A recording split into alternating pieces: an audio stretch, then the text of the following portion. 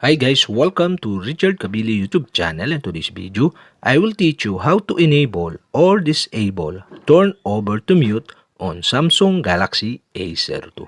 And okay guys, but before we start, kindly subscribe to my YouTube channel by pressing the subscribe button and the bell to notify you if I have new videos. Okay guys, let's start. So okay guys, all you have to do is go to setting in your Samsung Galaxy A02. In settings, scroll down and find the advanced features. Okay, tap this. In advanced features, go to motions and gestures.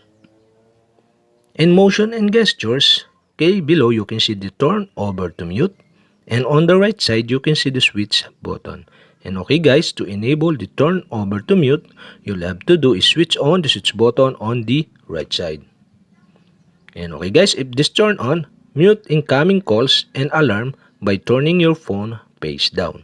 And okay guys, we have successfully enabled. And to disable again, the turn over to mute, you'll have to do is switch off the switch button on the right side. And okay guys, that's it. We have successfully enabled or disabled turn over to mute on Samsung Galaxy A02. And okay guys, if you have a question, kindly comment below.